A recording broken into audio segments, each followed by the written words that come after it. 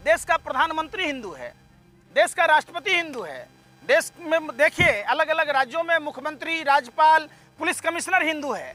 और देश के हिंदुस्तान के हिंदू बेटियों को किस तरीके से जानवरों से भी ज़्यादा बुरा बर्ताव किया गया। कल का काला धब्बा, काला इतिहास, काला अध्याय जो कल देश की बेटियों के साथ ही नहीं देश के नागरिकों के साथ हुआ, पूरा देश शर्मसार है। जो सैटेलाइट ये बता देता है कि खेत में किसान पराली जला रहे तो दिल्ली में प्रदूषण होता है, वो सैटेलाइट क्यों नहीं बताता? जो सैटेलाइट ये बता देता है कि देश में परमाणु परीक्षण कब हुआ, कितना बजकर कितना मिनट पर, कितना सेकंड पर हुआ, वो पुलवामा का RDX क्यों नहीं बताता? मुद्रा पोर्ट पर जो 30-30 हज़ार टन हेरोइन पकड़ा जाता है, वो हेरोइन का कारोबारी कौन है? जो गुजरात में 2000 नोट छापने की जाली मशीन पकड़ा गया था, जाली नोटों का जखीरा पकड़ा गया था, उससे किसका संबंध है वो नहीं कोई बता रहा। गुजरात से जो 42,000 से अधिक लड़कियां गायब हैं, वो कहां हैं और किस अवस्था में है? गलत FIR है। FIR तो ब्रजभूषण शरण सिंह पर होना चाहिए ना, उसमें जल्दीबाजी दिखाना चाहिए। सुप्रीम कोर्ट के संज्ञान लेने के बाद, सुप्रीम कोर्ट के निर्देश के बाद FIR दर्ज किए गए और आज तक गिरफ्तारी नहीं हुई। देश की सच्चाई, सच छुपने नहीं देंगे। ये सरासर देखिए माइंड डाइवर्ट करने की कोशिश की गई। माइंड डाइवर्ट करना इसलिए कि जिस तरीके से धार्मिक अनुष्ठान किए गए और धार्मिक अनुष्ठान के बहाने जिस तरीके से देश के प्रथम नागरिक महिला राष्ट्रपति का अपमान किया, वो पूरा देश के सामने है। आपको उस पर चर्चा करनी चाहिए थी कि आखिर क्या कारण है कि आदिवासी महिला राष्ट्रपति को संसद भवन में जाने तक नहीं दिया गया। तो यह सबसे बड़ा सवाल है। निमंत्रण तक नहीं दिया गया, उद्घाटन कराना तो दूर की बात थी। दूसरी बात, आपने देखा होगा बहुत सारे साधु संत पंडितों को बुलाया गया। कहावत है कि पोथी पढ़ पढ़ जगमुआ, पंडित भया न कोई, 2.5 अक्षर जो प्रेम का पढ़े वही पंडित होए। तो वहाँ एक तो देश के प्रथम नागरिक, देश के महिला राष्ट्रपति का अपमान हुआ। दूसरा, हिंदू धर्म शास्त्रों में यत्र नारेस्तु पूजन्ते रमन्ते तत्र देवता, जहाँ नारी की पूजा होती है वहाँ देवताओं का वास होता है, जहाँ नारियों का अपमान होता है वहाँ राक्षसों का वास होता है। एक तो महिला राष्ट्रपति का अपमान, संविधान का अपमान, आर्टिकल 79 का अपमान, और दूसरा उस तिरंगे का अपमान। आखिर किसके आदेश पर देश के पहलवान बेटियों के साथ बदसलूकी की गई, तिरंगे को जमीन पर लौटाया गया, तिरंगे का अपमान किया गया? तो इस पर सवाल होना चाहिए। जो काम मोदी जी करें वो अपमान ही हो जाता है आपकी नजर में सब। आप रोटी खाते हो या गोबर खाते हो? मैं पूछ रहा हूँ। अरे झंडा जमीन पर लौटा हुआ था, मैं पूछ रहा हूँ भाई साहब आप नाराज क्यों हो रहे? आप तो ऐसे बिलबिला रहे जैसे कुत्ते की पूंछ पर किसी ने मिट्टी का तेल डाल दिया हो या पैर रख दिया हो। आप बिलबिलाओ नहीं ना। मैं पूछ रहा हूँ कि देश की पहलवान बेटियों को ये संसद किसके लिए है?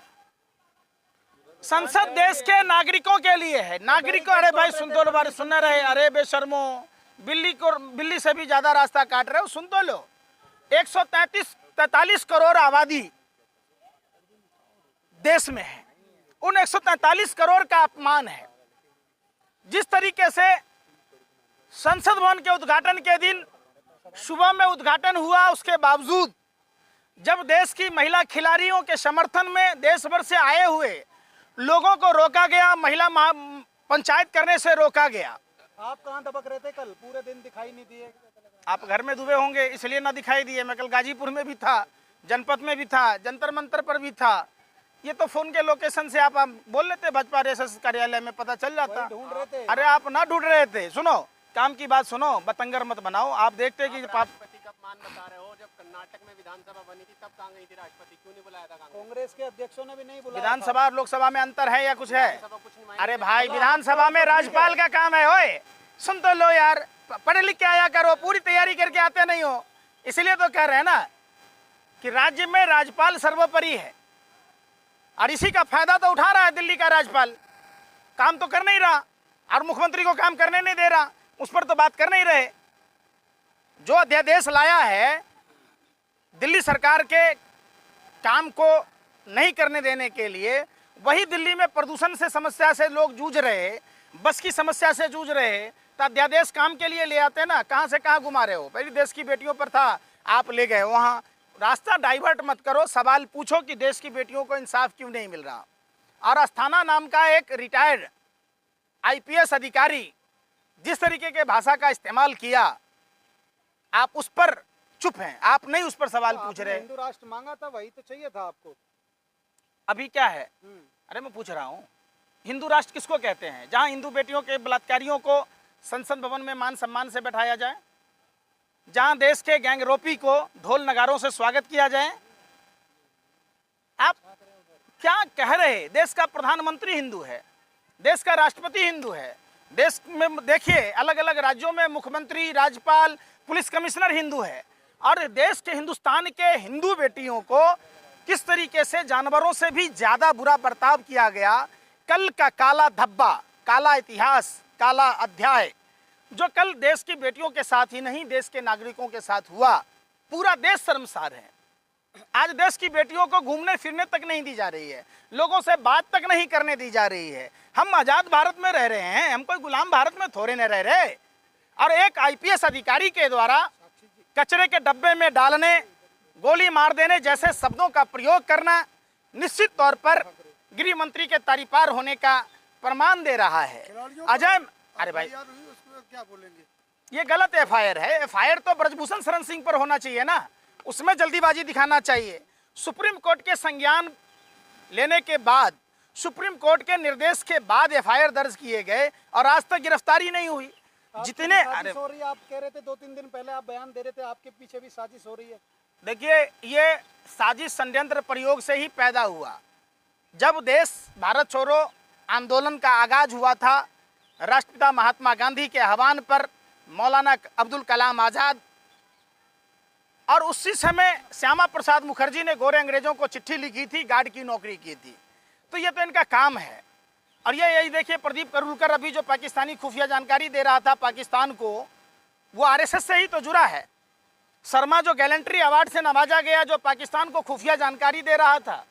आपको भी पता होगा कि पुलवामा घटना की जांच ये नहीं करा पा रहे और इतने अक्षम आदमी हैं कि आज तक ये देश को नहीं बता रहे कि वो 300 किलो RDX आया कहाँ से, वो 50 किलो जेलेटिन कहाँ से आई, वो कार किसकी थी।